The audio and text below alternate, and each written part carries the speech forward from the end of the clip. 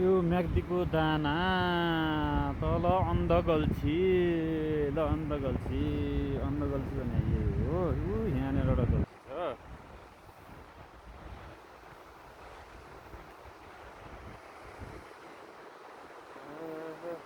यता मुस्ताङ जानु पर्यो यो त होइन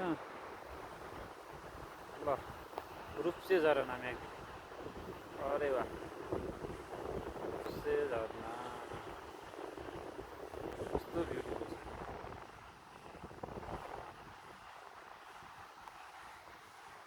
ल ऊ केटाहरू कुद्दैछ नि यसरी।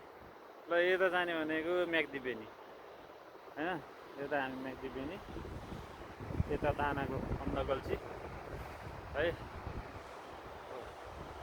माथि उयो लागेको छ, चट्टाने टोराहरू छन्, यता यस्तो छ।